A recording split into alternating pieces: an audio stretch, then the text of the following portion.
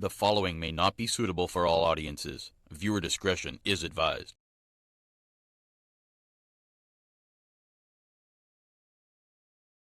Arima businessman erased at MiniMart. Police are investigating the death of an Arima businessman over the weekend. The dead man has been identified as Luke Dalipsingh, who operates his MiniMart at his home in Arima. He was at the location on Sunday morning when a white vehicle pulled up behind him. Police were told that a man wearing a hoodie, a face mask and a cap alighted from the vehicle, approached Dalipsingh and in the head. Police said the suspect then returned to the vehicle and drove off. The police and paramedics were notified. However, Dalipsingh succumbed to his injuries. Part of the incident was captured on CCTV cameras and uploaded to social media sites. Police have no motive for this homicide. However, they noted that this was not the first report they had received for the home. It was said that on May 14, the business was up by unknown assailants. However, no one was injured in that attack. A team of officers led by Senior Superintendent Papanet and Inspector Pitt responded. Homicide investigators are continuing inquiries.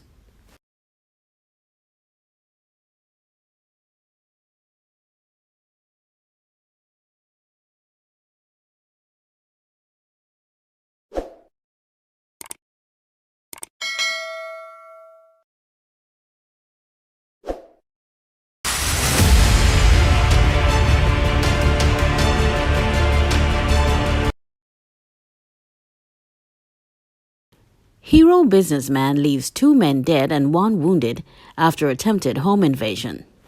1 suspect was arrested while 2 others succumbed to their injuries during an incident which occurred in the Barataria district early on Tuesday morning. Reports indicate that at around 4 a.m., a business owner who operates from his Barataria home woke up to the sound of loud banging noises at his front door. He checked his security cameras and observed 6 persons, 1 carrying a firearm. They entered the home through a wooden door on the western side of the building. Fearing for his life and that of his elderly father, the businessman drew his licensed firearm and opened fire in the direction of the intruders. 2 of them were hit, while the others fled the premises. The 2 injured men later succumbed to their injuries. Officers of the Barataria Criminal Investigations Department and the Interagency Task Force responded to the report. A 3rd suspect from the Santa Cruz district was arrested by officers of the Barataria police station who were also on patrol. A vehicle suspected to have been used in the incident was also seized by the police. Investigations are ongoing.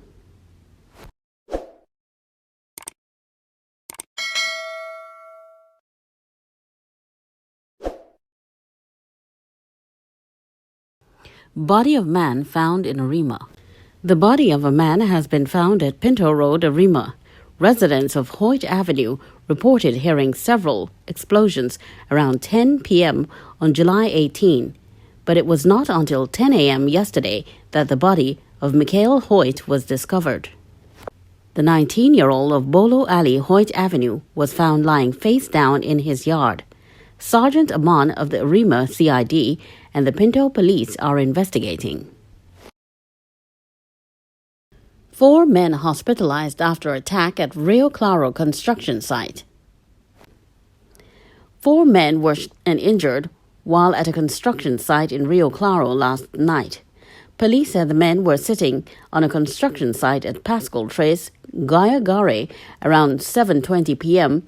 when they heard loud explosions and then realized they were being at. David Mutu, 59, a mason, was in his leg and shoulder. Fazard Mohammed, 22, a laborer, was in his chest, leg and forearm. Anis Mohammed, 28, a laborer, was also in his forearm and right knee, while Brandon Maniram, 32, a watchman, was in his chest, pelvis area and abdomen. They were treated at the Rio Claro Health Center and then transferred to the Sangre Grande Hospital, where they are hospitalized. Officers of the Rio Claro CID task force and charge room responded and carried out a thorough search, but the assailants were not found. AG ASB Janki, Inspector Ramkisoon, and AG Sergeant Maharaj also visited the scene. Police found several shotgun casings and 9mm spent shells. PC Ramkisoon of the Rio Claro CID is investigating.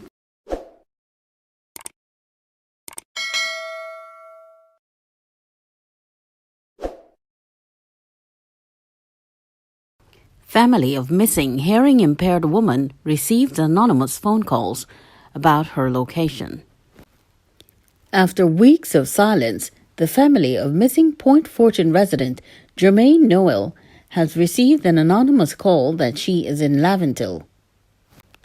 However, Noel's sister Germaine Noel is concerned that the police is not acting on the information. Germaine said the police last contacted her 2 weeks ago, and she is worried that they have given up on finding her sister. But her hopes that she will be reunited with her sister has not dwindled. "I will never give up on my sister, never ever," she said. Noel, 44, who is hearing impaired, has been missing for over a month. Noel was last seen via CCTV footage walking along Harris Promenade, San Fernando, on the morning of June 14. She appeared to be disoriented.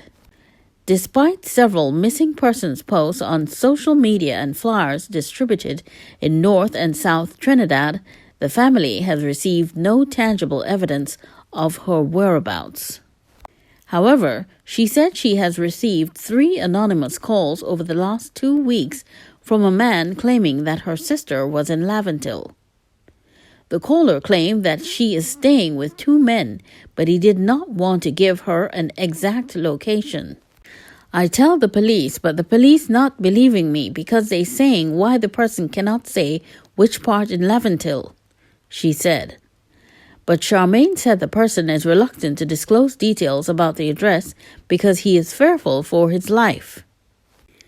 She said the person kept asking if they were not coming to get her sister. While the police don't trust his information, she said, "He's sounding convincing the way he described her and how her hair cut." Scared to go to Laventille on her own, Germaine said the police should at least check out the information before dismissing it.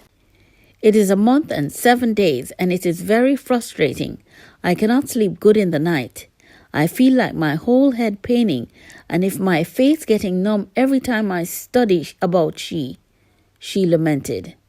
Germaine has since passed the information on to the Hunter Search and Rescue Team.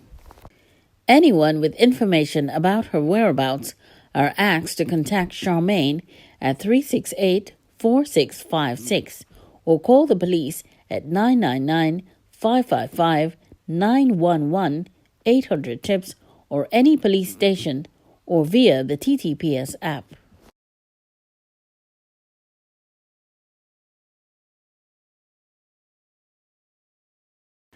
Coast Guard and fishermen search for missing Carenage fisherman. The Coast Guard, along with fishermen, are searching for a Carenage fisherman missing at sea. Relatives say Dion Charles, also called Beaners, 38, went on a fishing expedition on Saturday afternoon. But after several hours out at sea, other fishermen and crews on passing vessels spotted the boat and Charles was nowhere to be found. The father of 2 was fishing along an area off the coast of Carenage called the Channel. Charles, whose relatives said is an experienced fisherman, was alone on the vessel, and what is strange is that everything on the boat was intact, and there were no signs to suggest that he was robbed or met any violence. Other fishermen in the area are going with the theory that Charles may have fallen overboard and drowned. The missing man's father, Andrew Charles, spoke with Guardian Media at his Carenage home. "He went out to fish alone. I know there were certain currents that day, and even the weather, but I'm still not sure. All we know is that it had everything on it, but we don't know what happened from there because he was not on the boat. I don't know what to say took place," he said. "I was told that when the boat came in, everything was on board. His money, slippers, and bag. Even the fish he caught was on the ice, but he was not there. Even when the boat was outside, it was anchored, and even his lines were in the water." He added that his son was not ailing or suffering from any type of illness, so he is very concerned about what could have happened to him. The Trinidad and Tobago Coast Guard has commenced search operations for Charles.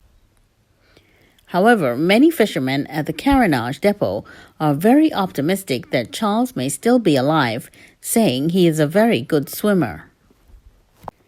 Charles's father added, "Although we have the support of fishermen and the Coast Guard, we still have not gotten the result we wanted for him to come home.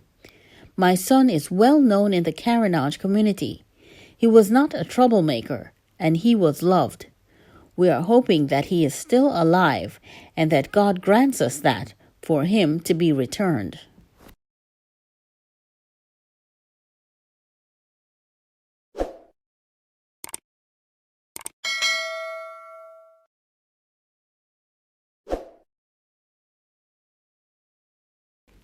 Eight officers to be charged with extrajudicial homicide of 3 men in Second Caledonia, Morvant, 2020. 8 police officers are to be charged with 3 offences of homicide for the death of 3 men at Second Caledonia, Morvant, in 2020.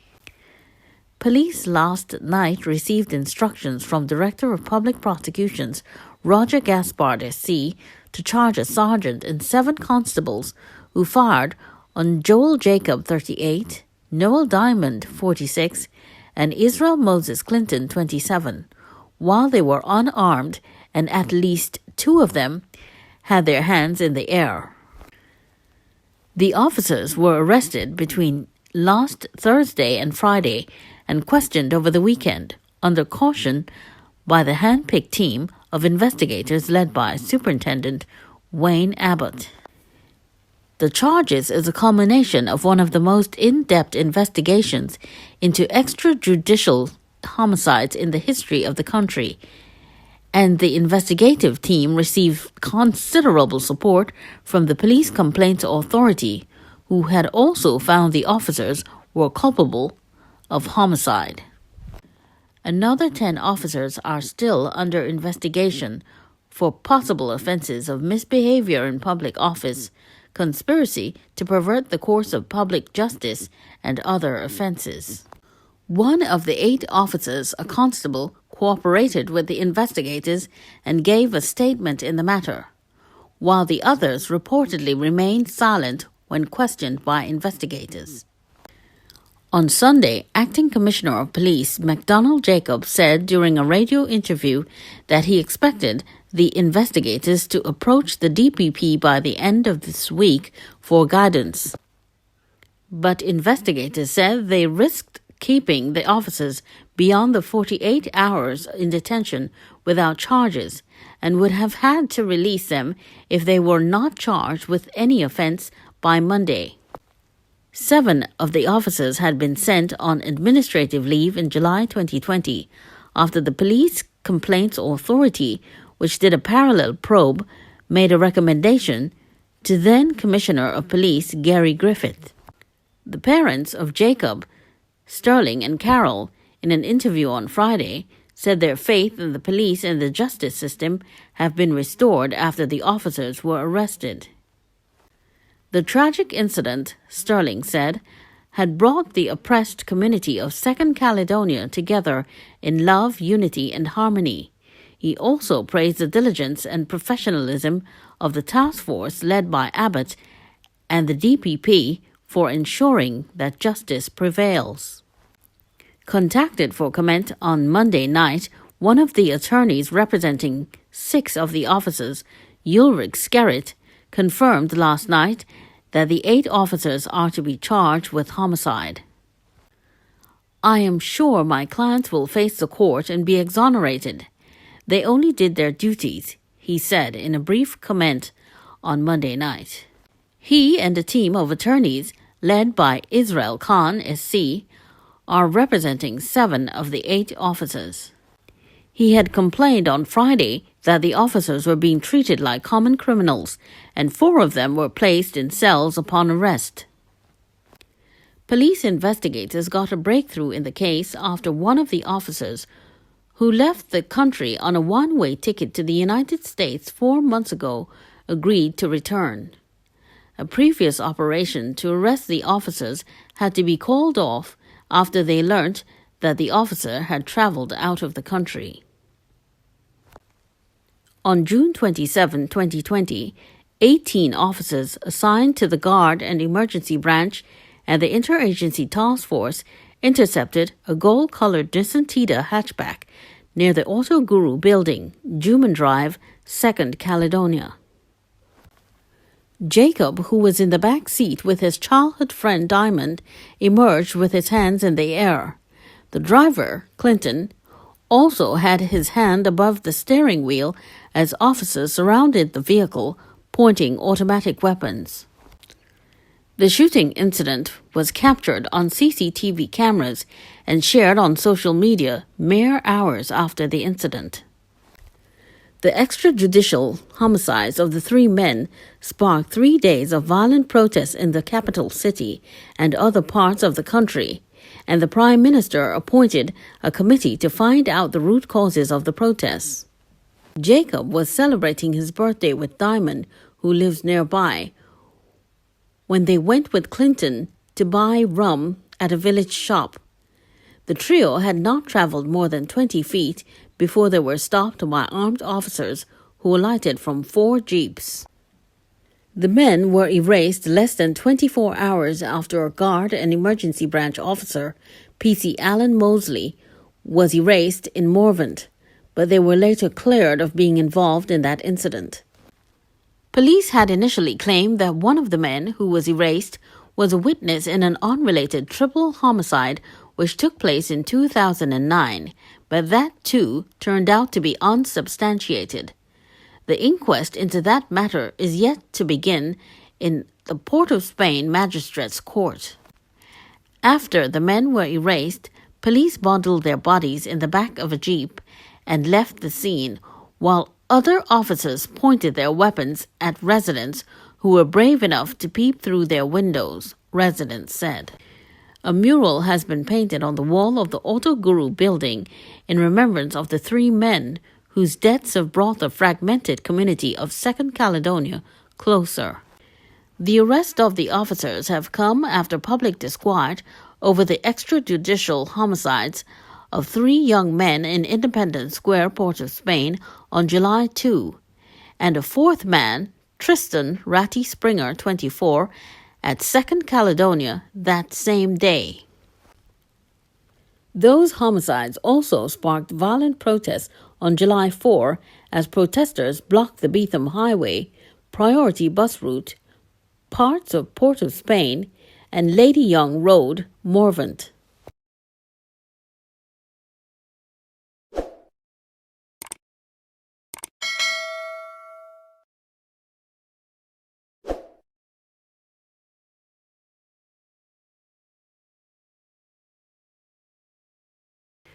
Valsyn Dr sues neighbours after a dog attack.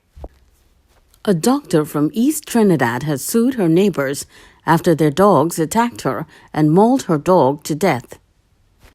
The lawsuit brought by Dr. Aleena Ishmael of Bamboo Settlement No. 2, Valsyn South, against her next-door neighbour, Navin Burbel and Sati Ramnarin, came up for hearing before Justice Frank Seepersod on Monday. According to the court filings, Ishmael is claiming that the couple's 3 mixed-breed dogs would frequently escape from their property and roam the community before the incident on December 30 last year. Ishmael claimed that she was on her property when 3 dogs entered and attacked her and her Maltese puppy Malachi.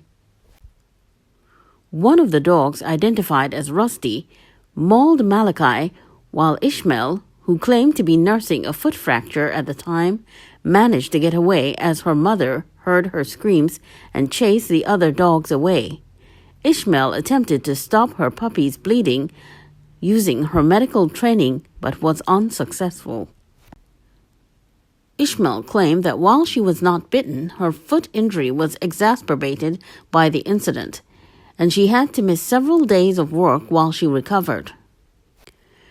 Through the lawsuit, Ishmael is seeking compensation for her medical treatment and $40,000 for her emotional and psychological injuries. She is also seeking $9,500 for her loss of income at the Cara Hospital and $45,000 for her loss of income from the private jobs and house calls during the period she was recovering. She has claimed $30,000 in compensation for the loss of her dog's life and $1,300 for his cremation. She is also seeking an order under the Dog Control Act for the dog responsible for her dog's death to be euthanized and for the other two to be properly confined to the couple's property. In defense of the lawsuit, the couple admitted that the dogs escaped, but claimed it was because one of their tenants had left the gate open without their knowledge. They also contended that the dogs were able to enter Ishmael's property because it was unfenced and that Ishmael's puppy attacked their dog, causing it to retaliate.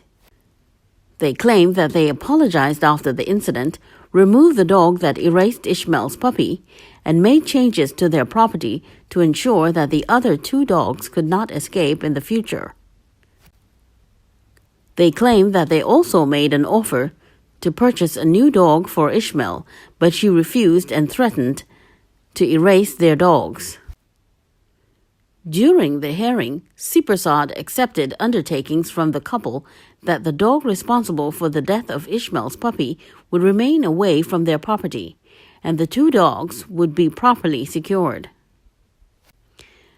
Siprasad warned that breach of the undertaking had the same effect as breaching an injunction, and that the couple may face the possibility of a prison sentence if found to be in contravention. Siprasad then raised concerns over Ishmael's case as he questioned how she could claim loss of earnings while being employed by the Ministry of Health.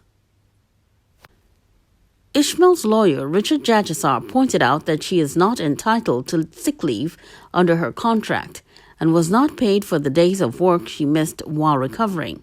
He also noted that Ishmael was not fully recovered and still requires crutches for mobility. Siprasad also queried Ishmael's claim for compensation for the loss of her puppy's life, as he pointed out that litigants would only usually make such claims over the loss of human life. Jajasar claimed that the compensation claim was based on the costs associated with purchasing and caring for the puppy. We drafted the figure based on the love and care that my client and her family would have had for their pet, he said. Addressing the aspect of Ishmael's lawsuit calling for the dog to be euthanized if the case is successful, the couple's lawyer, Lasanya Murray, said his clients would be strongly challenging the move. Murray suggested that while the court has the power to make such an order under the legislation, the couple's dog does not qualify. Under Section 19 of the legislation, a court can order the euthanization of a Class A dog in circumstances where it has injured or erased a person or animal outside of private premises. The legislation identifies 6 dog breeds as Class A, and dog breeds from those breeds are classified as such. The breeds are American Pit Bull Terrier, American Staffordshire Terrier, American Bully, Dogo Argentino, Japanese Tosa, and Fila Brasileiro. In their defense, the couple claim that one of their dogs is a German Shepherd and the other 2 are German Shepherd crosses.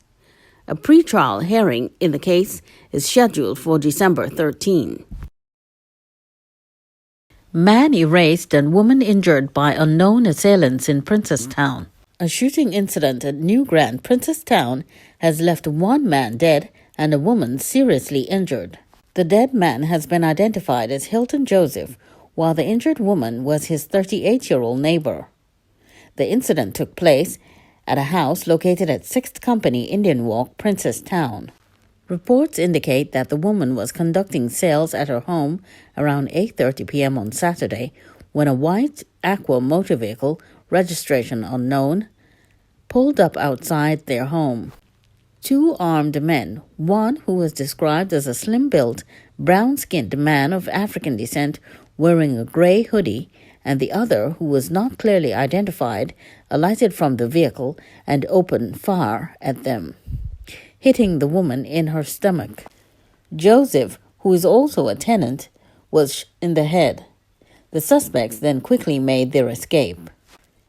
Upon hearing the explosions, neighbours rushed to the assistance of the victims and transported them to the Princess Town District Health Facility. Joseph was pronounced dead at around 9:21 p.m.